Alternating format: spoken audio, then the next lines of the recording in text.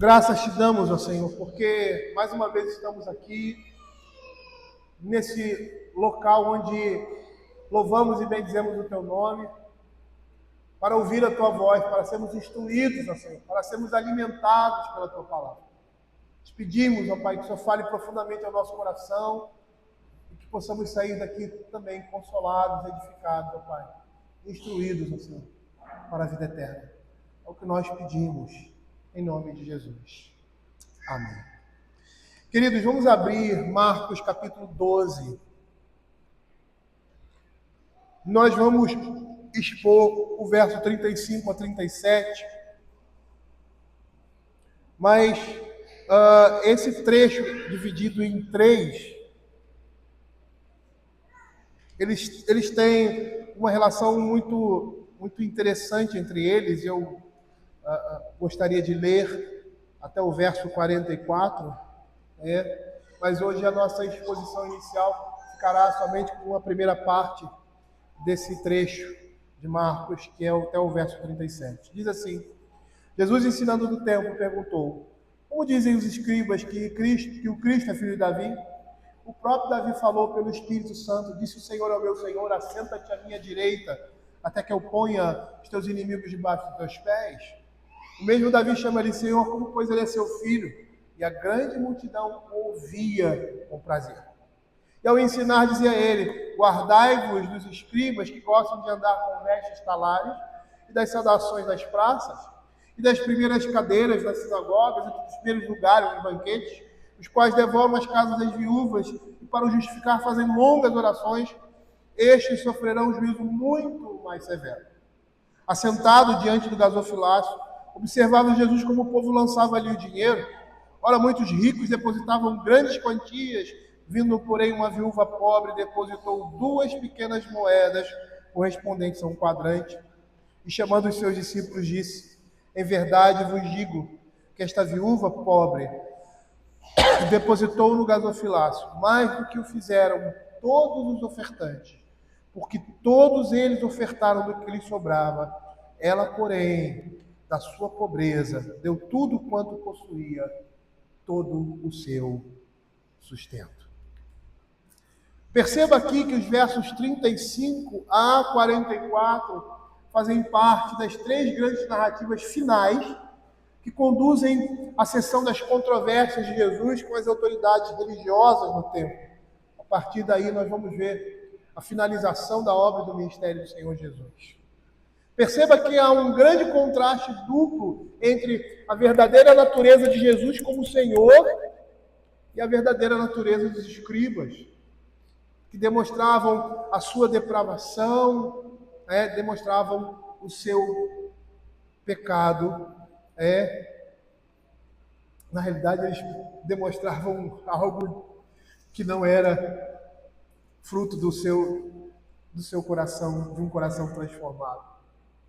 Veja aqui a perversidade dessas autoridades religiosas, contrastando, perceba essa linha de passagem, contrastando a verdadeira devoção e o discipulado visto no comportamento dessa viúva. Perceba aqui, que você vai perceber, vai ver que o Senhor Jesus precisa ser reconhecido por nós.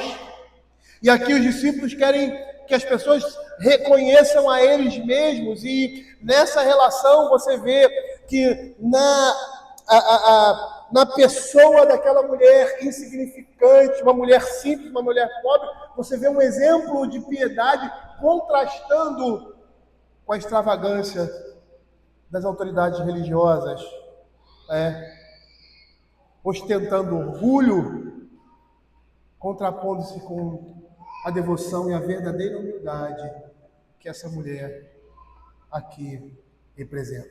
Essa relação, essa conversa, vamos dizer assim, que nós vamos perceber nesses 3 momentos em que o Senhor Jesus se manifesta, e parece que isso é concomitante, né? Vejam, Jesus ensinando no templo, ao ensinar dizia ele, então parece que as coisas aconteceram uma atrás da outra, essa é a impressão que nós temos.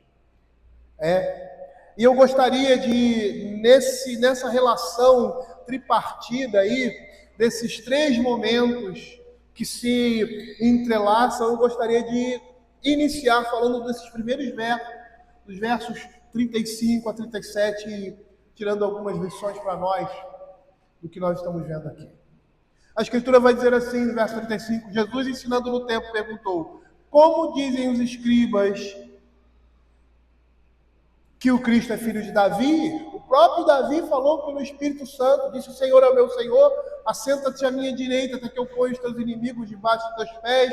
O mesmo Davi chama-lhe Senhor, como pois ele pode ser seu filho? Nós vamos perceber que no decorrer do Evangelho, nós vemos o autor sagrado, ao narrar a vida de Jesus e suas obras, delineando a divindade de Cristo como Filho de Deus, como o Messias prometido. Aqui, em especial, Jesus revela a ignorância dos mestres da lei judaica, dos mestres judeus, acerca da verdadeira natureza do Messias, provando aqui, por meio das Escrituras, a sua verdadeira identidade, a identidade desse Messias prometido, que era muito mais do que apenas um descendente davídico. Ele é o Filho de Deus. É muito interessante nós entendermos esse contexto, porque no Antigo Testamento, a aliança davídica prometia que o trono de Davi seria estabelecido para sempre. Lá em 2 Samuel, capítulo 7, verso 12 e 13, ele diz assim: quando teus dias se cumprirem e descansares com teus pais, então farei levantar de ti o teu descendente, que procederá de ti, estabelecerei o seu reino, este edificará uma casa a meu nome, e estabelecerei para sempre o trono do seu reino. Quando a linhagem davídica deixou de reinar, perto ali do final da monarquia dividida, a promessa da aliança passou a girar em torno da vinda daquele que cumpriria a profecia. Eles chamaram essa figura messiânica de um renovo justo de Davi. Lá em Jeremias, capítulo 23, versos 5 e 6, nós vemos essa expressão, ele diz assim: eis que vem dias, diz o Senhor, em que levantarei a Davi um renovo justo, e rei que reinará e agirá sabiamente, e executará o juízo e a justiça na terra. Nos seus dias Judá será salvo, Israel habitará seguro, será entre este o seu nome, como que será Senhor, justiça nossa. E esse Messias, esse renovo justo, ele viria da linhagem ou do tronco de Jessé. É daí que viria esse renovo. E nós vemos os profetas no Velho Testamento, todos eles profetizando a respeito desse rei, desse Messias, desse rei davídico, quando diz assim, Isaías capítulo 11, verso 1 e 2, do tronco de Jessé sairá um rebento, das suas raízes um renovo, repousará sobre ele o Espírito do Senhor, o Espírito de sabedoria e de entendimento, o Espírito de conselho e de fortaleza, o Espírito de conhecimento e de temor. E veja que o que Isaías capítulo 11, verso 1 vai dizer, está em conformidade com Isaías 4, verso 2, que diz assim: naquele dia o renovo do Senhor será de beleza e de glória, e o fruto da terra orgulho e adorno para os que de Israel que forem salvos. Mas não somente o profeta Isaías, mas Ezequiel também, lá no capítulo 34, 23 e 24, profetizou esse Messias, esse renovo, quando diz assim: suscitarei para eles um só pastor, e ele as apacentará. O meu servo Davi é que as apacentará, e ele lhe servirá de pastor. Eu, Senhor, lhe serei por Deus, e o meu servo Davi será príncipe no meio deles. Eu, o Senhor, o disse. E eu poderia aqui, queridos, mostrar outros textos, variados textos do Velho Testamento de profetas, falando desse Messias, desse renovo, desse rei davídico.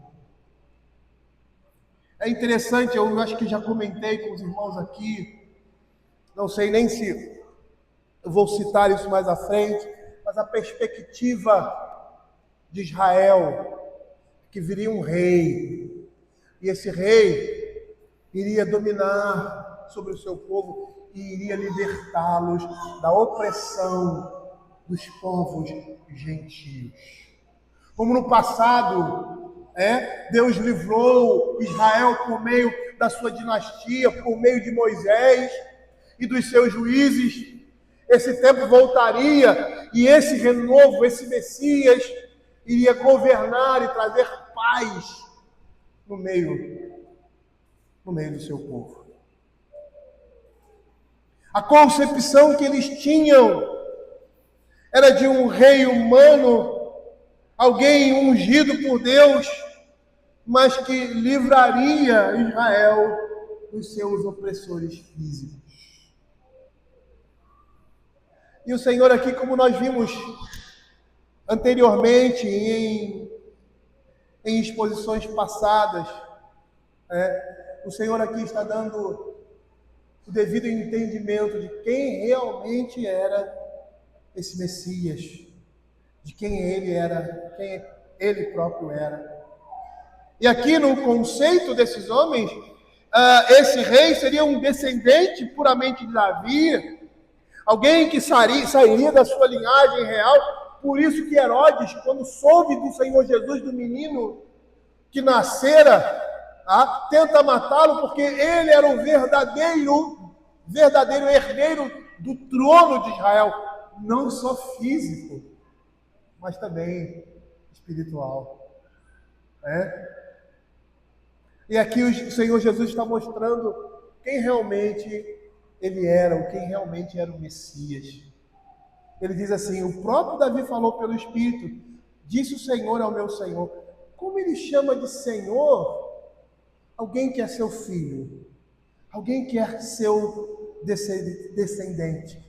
Jesus aqui está aludindo uma passagem do Velho Testamento, Salmos 110, demonstrando que os escribas não a compreendiam corretamente. E esse diálogo aqui é bastante peculiar, não só pelas pessoas que estão envolvidas, mas também pelo local onde ocorre isso. Isso está ocorrendo ali no templo. O templo era o centro religioso de Israel e o assento da autoridade no Sinédrio. Esse espaço era onde a regra era religiosa da lei era determinada e executada por eles. Essa questão aqui é apresentada aos escribas, ou seja, aos mestres da lei, a elite intelectual e religiosa do judaísmo, eles deveriam entender essas coisas. No momento anterior, você vê lá um escriba perguntando ao Senhor Jesus, que isso era um comportamento comum, perguntar ao mestre o que ele entendia das porções de uma determinada escritura, querendo ouvir e saber daquele mestre específico qual era a sua interpretação, qual era o seu entendimento de uma profecia ou de um trecho específico da palavra de Deus. Aqui é o contrário. Aqui o Senhor Jesus está indagando aqueles que são mestres da lei a respeito da pessoa do Messias, porque há algum tempo anterior o Senhor está começando a se revelar aos judeus, a revelar quem realmente ele era. E se você for pegar, provavelmente nós vamos fazer isso, pegar o livro de Marcos, você vê que paulatinamente essas coisas estão sendo provadas. E o Senhor, no momento inicial, ele não quer que isso seja propagado, que isso seja declarado, mas vai haver um momento ali na história, na vida do Senhor Jesus, que agora ele pode falar claramente. Os discípulos fizeram isso, agora o Senhor fala claramente, agora nós entendemos o que o Senhor está dizendo. E esse momento ele está chegando. E aqui o Senhor Jesus quer mostrar para aqueles homens que eles não entendiam quem realmente era o Messias. O Senhor Jesus está testando aí as compreensões convencionais a respeito do Messias em categorias mais amplas. E categorias mais amplas são essas de Senhor e de Filho. E é muito interessante porque essa questão de identidade do Messias foi levantada anteriormente pelo Senhor Jesus com os seus discípulos na estrada de Cesareia de Filipe. Lá em Marcos, capítulo 8, versos 27 a 30, nós temos ali a declaração de Pedro, que representava o que os seus discípulos reconheciam na pessoa de Cristo, em contraste com a multidão. E quando o Senhor se volta para ele, diz assim: vocês, o que vocês pensam ao meu respeito? O que vocês dizem que eu sou? E aí Pedro diz: tu és o Cristo, o Filho do Deus vivo. E naquele momento o Senhor adverte os seus discípulos que a ninguém dissesse tal coisa. Mas agora ele mesmo está proferindo, está falando isso. Perceba aqui que Jesus, ao citar o texto do Antigo Testamento, ele não nega a sua identidade de Messias Rei, Messias Régio, mas esclarece que ele era muito mais do que isso. No entendimento desses homens, esse Messias era apenas um libertador militar, um conquistador enviado por Deus para derrotar os inimigos de Israel e restaurar os dias de glória do rei Davi. Mas o Messias não era um conquistador político. Ele não veio para estabelecer a glória de um reino físico, mas estabelecer a glória de um reino espiritual.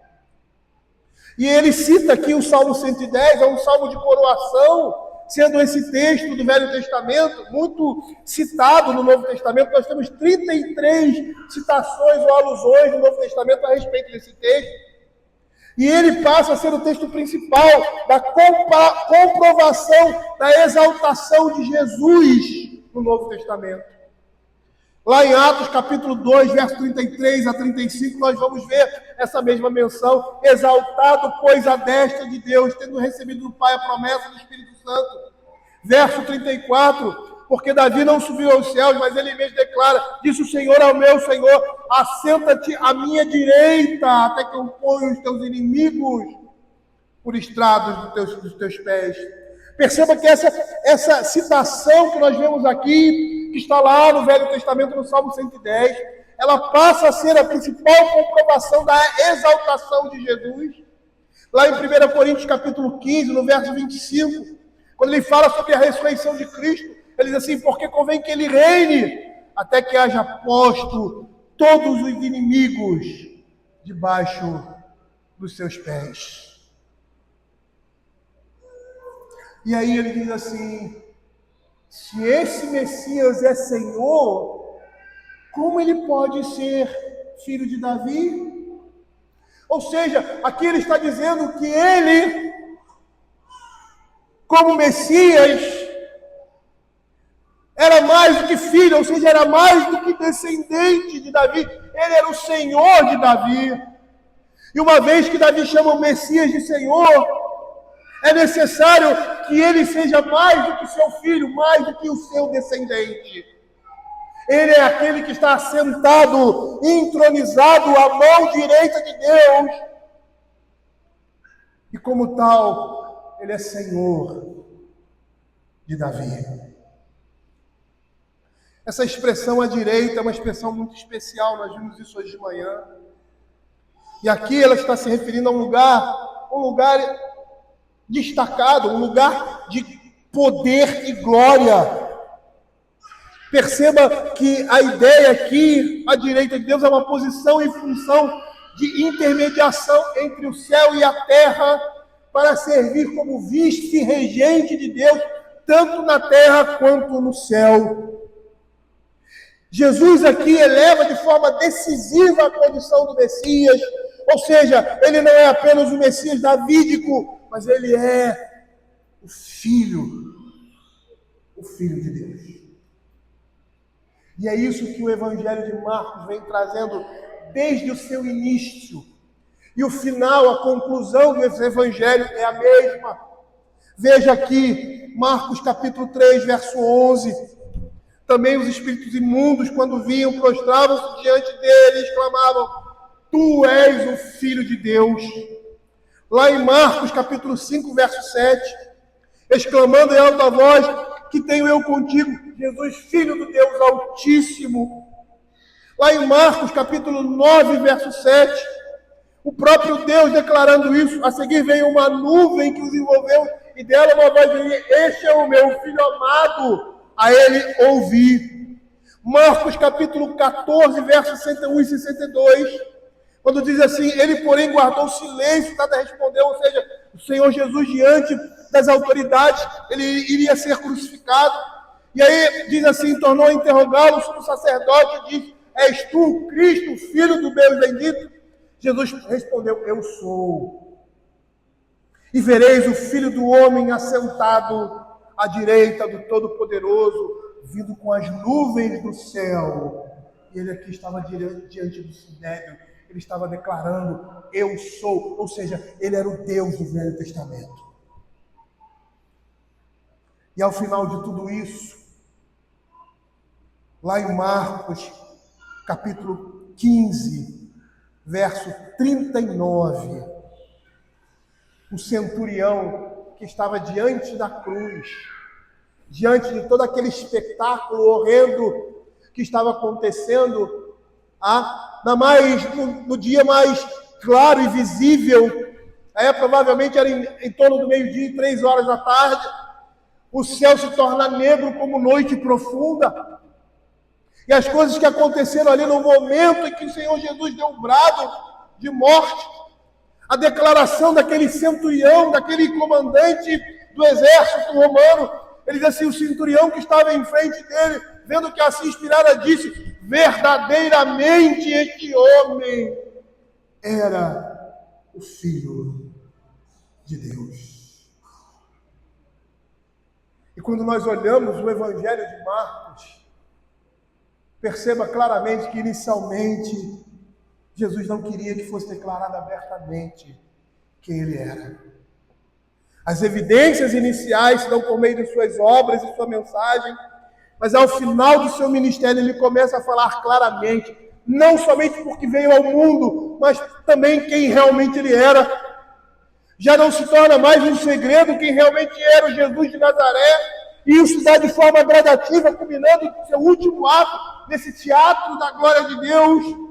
Esse mundo é um grande palco, onde Deus manifesta a sua majestade, poder, sabedoria e bondade. Naquele momento ali, por meio de Cristo. O livro de Marcos, bem como todos os evangelhos, mostra a necessidade de reconhecermos Jesus como Filho de Deus. Reconhecer Jesus como realmente Ele é. Isso faria toda a diferença na vida daquela pessoa que passa a conhecê-lo dessa forma. Como o jovem que foi curado de cegueira, que essa cegueira o acompanhava desde o nascimento. E essa narrativa está lá em João, capítulo 9, versos de 1 a 41. E os versos 35 a 38 são os versos bastante declarativos. Por quê? Porque aquele homem é curado, os escribas, as autoridades do templo pressionam ele, porque não querem aceitar que o Senhor Jesus poderia ter feito aquilo. E aquele homem é expulso do templo. E quando ele está completamente lá, cabisbaixo, diante da situação complicada em que ele foi encontrado por causa da cura, Jesus vai até ele. E o texto da Escritura diz assim, ouvindo Jesus que o tinham expulsado, encontrando-o, lhe perguntou: crês tu no Filho do Homem? Ele respondeu e disse: quem é, Senhor, para que eu nele creia? E Jesus lhe disse: já o tenho visto, e é o que fala contigo. Então afirmou ele: creio, Senhor. E o adorou. Queridos, perceba a importância de reconhecer Cristo como Filho de Deus. Nós vimos aqui em alguns textos que as Escrituras do Antigo Testamento falam a respeito de Jesus. Os textos que eu acabei de citar, tanto dos profetas quanto de Salmo. Essas Escrituras falam de Jesus ao se manifestar no mundo. Os homens deveriam ver na pessoa de Jesus o que as Escrituras falavam a respeito dele, deveriam crer. Como o jovem cego que fora curado, reconhecer nele quem realmente ele era. E as Escrituras, como o próprio Cristo disse, estavam repletas do testemunho da sua pessoa. Lá em João capítulo 5, verso 39 e 40, diz assim: examinai as Escrituras, porque julgais nela ter a vida eterna, e elas são as mesmas que testificam de mim. Contudo, vocês não querem vir a mim para ter vida.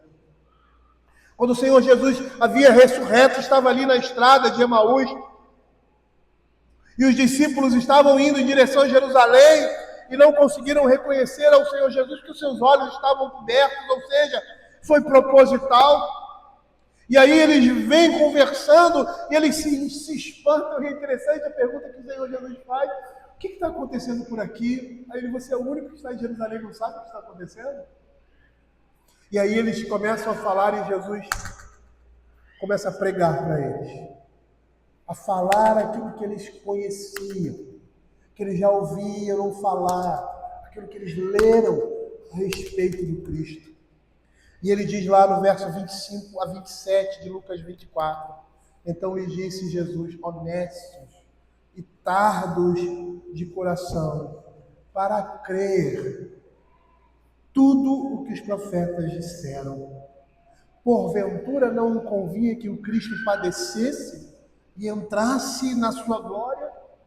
E começando por Moisés, discorrendo por todos os profetas, expunha-lhes o que a seu respeito constava em todas as Escrituras. Perceba, querido, que as Escrituras do Antigo Testamento foram dadas aos homens para ensinar a respeito de Cristo, por intermédio de tipos, figuras e predições, até que ele mesmo aparecesse na terra.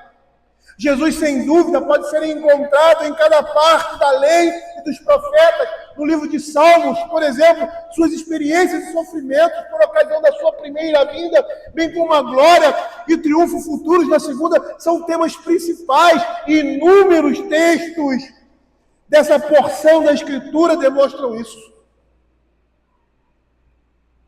E essas coisas mostram a necessidade que nós temos de conhecer a Cristo e a sua obra em toda a Escritura. E sabe o que isso vai fazer com você, queridos? Vai fazer você dar glória a Ele. Vai fazer você lançar a sua vida nas suas mãos. Perceba que o desconhecimento de quem Jesus era fez com que esses homens não o reconhecessem como Filho de Deus por causa do orgulho, por causa da cegueira, porque eles não queriam, como diz aqui, não queriam ter vida, não queriam vir a Ele. E assim não lhe deram a glória devida, como aquele cego que pergunta assim: quem é esse? Sou eu. Ele naquele momento o adora como Deus. Reconhecer Jesus como Filho de Deus necessariamente levaria a uma prostração, a uma adoração a Ele como Ele realmente merecia. Mas não foi isso que aconteceu. Eles mataram o autor da vida. Veja, queridos, nós temos a necessidade de reconhecer a Cristo nas nossas vidas. O escritor de Provérbios, no capítulo 3, versos 5 e 6, abra a sua Bíblia, diz assim: confia no Senhor de todo o teu coração e não te estribes no teu próprio entendimento.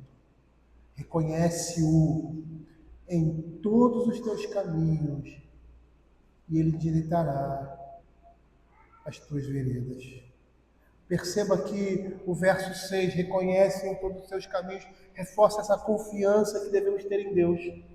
Reconhecer aqui da ideia de um conhecimento pessoal. Esse conhecimento pessoal de Deus só pode se dar tão somente por meio da palavra que está sendo conhecida e vivenciada por nós. E é dessa forma que nós temos comunhão com Ele, ouvindo a sua palavra e obedecendo e seguindo as suas instruções, reconhecendo Deus nas nossas realizações. Há muito tempo atrás, bota anos nisso, acho que era 2006, por aí. Eu estava pastoreando uma igreja e ela tinha uma igreja presbiteriana, tinha uma queda, eu acho que era nem queda, né? Era derrubada pentecostal. E naquele tempo ouvia-se muito a palavra: eu tenho uma experiência com Deus. E é interessante porque essa expressão pentecostal fazia um diferenciamento daqueles que tinham experiência com Deus para aqueles que não tinham experiência com Deus. Eu não sei o que essas pessoas entendiam por experiência com Deus. E aquilo me irritava tanto, eu falei, eu vou pregar sobre isso. Aí eu peguei alguns textos da Escritura, principalmente aquele que Paulo fala que Deus não se deixou ficar sem testemunho na intimidade. E o testemunho que ele deu foi enchendo o coração dos homens de alegria e de fartura. E eu disse assim: todos nós temos experiência com Deus. Se você está vivo, morto também, né? Não tem como não ter. Mas se você está nesse mundo, você tem uma experiência com Deus diária. Porque a Escritura diz que nós nos movemos e existimos nele. Então, todo o tempo você está experimentando, você está vivenciando Deus nesse mundo.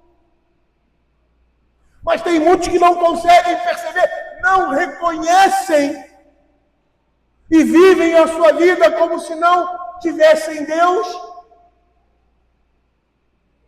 como se vivessem sozinhos nesse mundo, tudo dependesse de si mesmo, do seu trabalho, porque Deus não existe.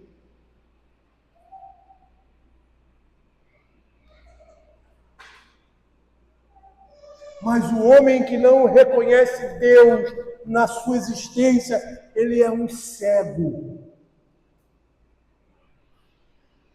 Completamente cego. Porque ele está em todo lugar, atuante, constantemente, não somente no meio do seu povo, de forma especial no meio do seu povo, mas desse mundo. Os piores ímpios, os piores reis, os piores homens que pisaram esse mundo, eles estavam experienciando Deus no seu dia a dia, mas não percebiam isso. Muitos estavam com a mão pesada de Deus sobre eles, sobre juízo, e não conseguiam perceber que eles estavam experimentando a Deus, uma experiência com Deus. Outros vivendo de uma vida regalada, boa, alegre, não entendiam também que estavam experienciando Deus. Eles estavam vivendo Deus da sua experiência, no seu dia a dia. Mas nós não temos como não reconhecer a presença de Deus nas nossas vidas. Perceba que o Senhor quer que nós tenhamos um conhecimento pessoal dele. Esse conhecimento pessoal dele se dá por meio da sua palavra. É por meio do conhecimento da palavra de Deus. Ou seja, conhecer essa palavra e praticá-la. É dessa forma que temos comunhão com Ele, obedecendo e seguindo as suas instruções. É dessa forma que nós temos experiência diária com Deus. Bruce Waltke vai dizer que o conhecimento pessoal de Deus resulta em correr riscos para obedecer aos ensinos específicos que dizem respeito a todo tipo de comportamento humano, confiando plenamente que Deus cumprirá as promessas associadas a tais ensinos. Obediência pressupõe confiança também. Quando seguimos o nosso coração em detrimento da palavra de Deus, estamos confiando em nós mesmos e não no Senhor. Confia no Senhor de todo o teu coração e não te estribes no teu próprio entendimento. Jeremias, o profeta Jeremias, vai equiparar conhecer a Deus, a Torá, o conhecimento da lei, a lei no seu coração, no coração do homem. Ele diz assim, porque esta é a aliança, Jeremias 31, 33, que firmarei com a casa de Israel depois daqueles dias do Senhor. Na mente lhes imprimirei as minhas leis, também no coração las escrevereis. Eu serei o seu Deus e eles serão o meu povo. Não ensinará jamais cada um ao seu próximo, nem cada um ao seu irmão, dizendo, conhece o Senhor, porque todos me conhecerão, desde o menor até o maior, diz o Senhor. Calvino vai dizer que só rendemos a honra a Deus que Ele merece, quando confiamos a Ele o governo e a direção das nossas vidas. Deveríamos ver a mão de Deus em todos os nossos caminhos, a sua providência nas nossas vidas, na vida daqueles que confiam e seguem a sua palavra. Veja como é necessário, é imperioso conhecermos a Cristo, conhecermos verdadeiramente, fará toda a diferença em nossas vidas, tanto nesse mundo quanto no mundo por vir. Mas parece que os escribas e fariseus tinham uma necessidade maior do que essa, que era de serem reconhecidos pelos homens, mas não de reconhecer a Cristo, é o que nós vemos nos versos seguintes. E esse conhecimento é um conhecimento pessoal, mediado pelo Espírito Santo em sua palavra, que nos fará ser como Ele é. O apóstolo João, na sua primeira epístola, no capítulo 3, versos de 1 a 2, ele diz assim: vede que grande amor nos tem concedido o Pai, a ponto de sermos chamados filhos de Deus, e de fato somos filhos de Deus, por essa razão o mundo não nos conhece, porque não o conheceu Ele mesmo. Amados, agora somos filhos de Deus, e ainda não se manifestou o que haveremos de ser. Sabemos que, quando Ele se manifestar, seremos semelhantes a Ele, porque havemos de vê-lo como Ele é.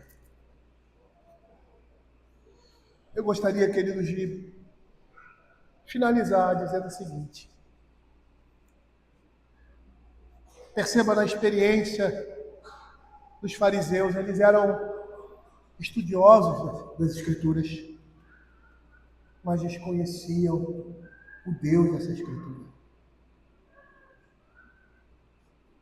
Perceba, queridos, que o homem precisa conhecer a Deus pessoalmente. Conhecê-lo dessa forma significa andar com Ele em tudo o que fazemos. E o meio de conhecê-lo é pela sua palavra, através da oração. Lutero dizia que a vida cristã era um barco de 2 remos, de um lado a palavra de Deus, de outro lado a oração. Você pode ter um conhecimento intelectual de Cristo e ainda assim não reconhecer como Ele é realmente. E o que nós devemos fazer é pedir a Deus que o que está sendo trazido pela sua palavra penetre profundamente em nosso coração. Agostinho tinha uma frase que dizia: entender para crer e crer para entender. O ponto de partida sempre será a revelação de Cristo por meio da sua palavra. É ela que vai nos mostrar quem é o nosso Deus. É ela que vai nos fazer amar profundamente a Deus. É ela, por meio do Espírito Santo, através do nosso clamor diante de Deus, em nossas orações, pedindo para que a sua palavra penetre no nosso coração, ela seja recebida e crie raízes. E a Escritura nos promete, o próprio Senhor Jesus nos promete, que tudo aquilo que pedimos a Ele, Ele vai nos dar liberalmente, com relação àquilo que Ele determinou, com relação a tudo que se refere à vida eterna nesse mundo, à piedade. Lá em Lucas, capítulo 9, versos 9 a 11, a Escritura diz assim: por isso vos digo, pedi e dar-se-vos-á, buscai e acharei, batei e abrir-se-vos-á, pois todo o que pede recebe, o que busca encontra, quem bate abrir-se-lhe-á. Qual dentre vós é o pai que, se o filho pedir pão, lhe dará uma pedra, ou se pedir peixe, lhe dará um lugar de uma cobra? Ou se lhe pedir um ovo, dará um escorpião? Ora, se vós que sois maus, sabeis dar boas dádivas aos vossos filhos, quanto mais o Pai Celestial dará o Espírito Santo àqueles que lhe pedirem. Tudo que você pedir, isso a Escritura está dizendo isso. Tudo que você pedir a Deus, que se refere à sua alma, ao bem da sua alma, à sua eternidade nesse mundo e no porvir, Ele vai dar.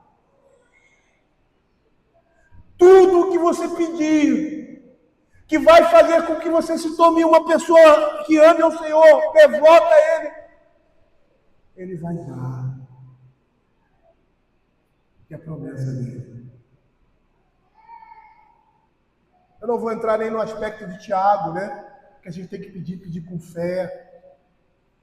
A gente tem que pedir crendo que vai receber, né? Até porque ele prometeu. A gente tem que pedir com o verdadeiro sentimento, não com um sentimento de inveja, de ciúme ou qualquer outro sentimento que não seja aquele que está relacionado à piedade e à devoção que nós temos que ter ao Senhor.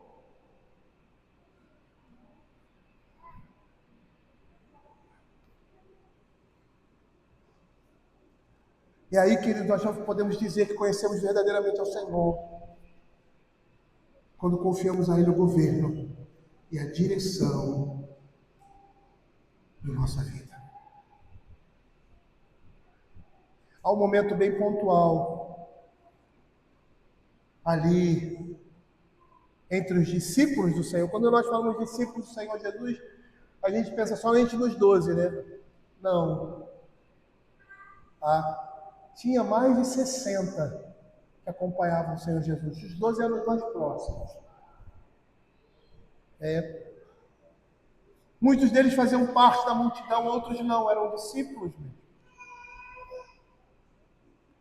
Quando esse momento pontual é muito interessante, porque quando a mensagem de Jesus se torna mais pesada, seu discurso torna-se mais duro para aqueles que querem se comprometer com Jesus, quando ele começa a falar de cruz, de sangue, de morte, muitos já não o seguiam mais. Mas aqueles que reconheciam nele quem realmente ele era, ou seja, os seus discípulos, eles tiveram um único comportamento. Veja o que João capítulo 6, versos 66 a 69 vai dizer.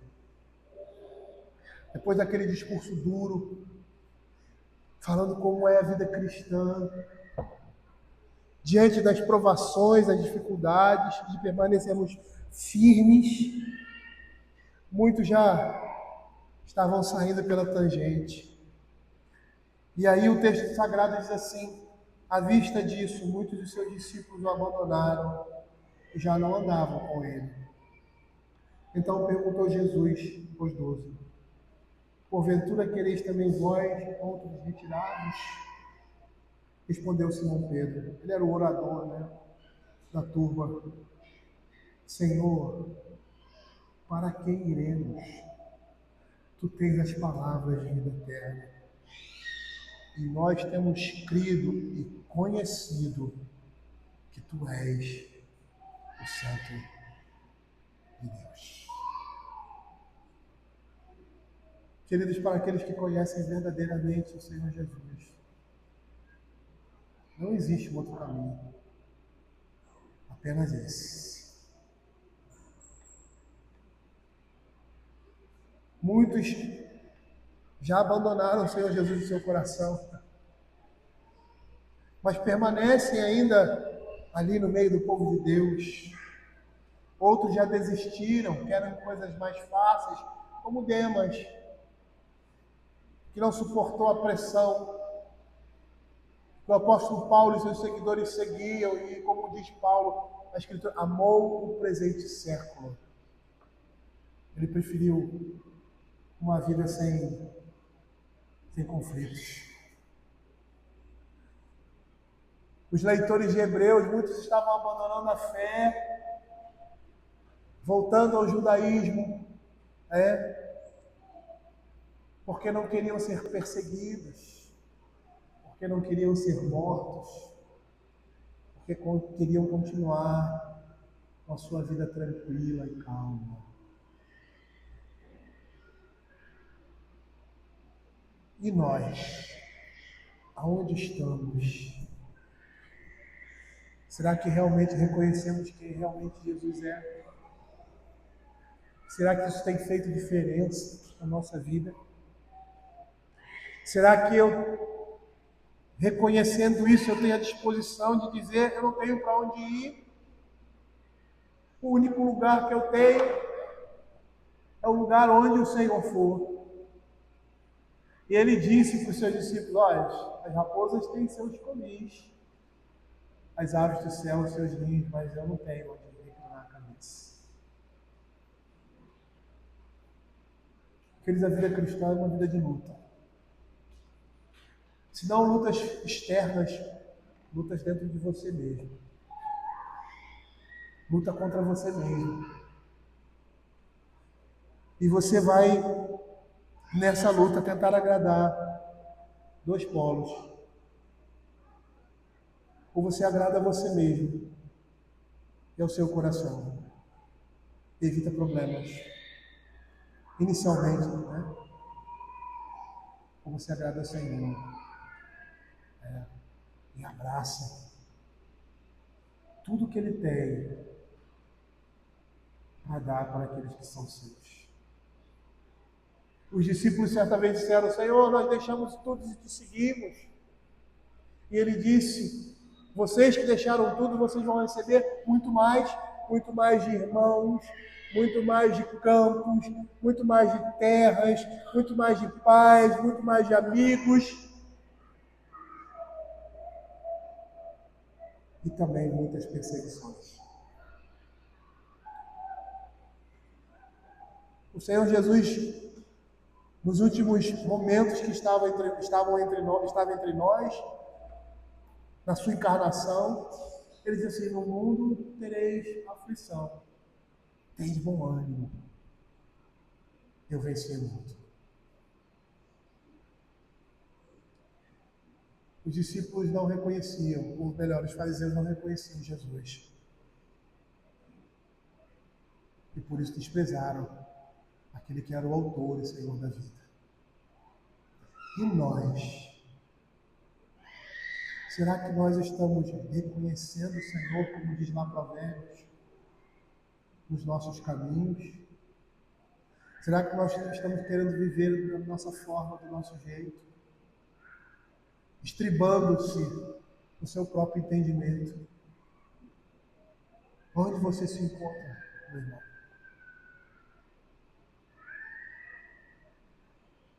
Todo dia você tem que tomar uma decisão. Todo dia você acorda de manhã, tem as suas atividades à noite, dorme, no outro dia, a mesma coisa. Todo dia você tem que tomar uma decisão. Essa decisão na sua vida é uma decisão de continuar seguindo o caminho da cruz, ou então de abandoná-lo. Isso não tem nada a ver com religião, ou seja, um comportamento religioso que você pode ter, que você tem, porque os fariseus também tinham. Mas eles já tinham escolhido o caminho que eles queriam seguir. E não era o caminho da cruz. Era um caminho totalmente contrário. Que nesse mundo poderia até dar um pouco de visibilidade, muita visibilidade, poderia fazer com que eles fossem recebidos e reconhecidos, mas que na eternidade redundaria em destruição. Vamos orar. Senhor, nós queremos te agradecer pela tua palavra e pedir ao Senhor que o Senhor esteja nos dando graça, que possamos reconhecer, ó Pai, aquele que morreu e ressuscitou por nós, em todos os nossos caminhos, todos os dias de nossa vida, e que possamos dedicar a Ele, Senhor, somente a Ele, todo o nosso coração.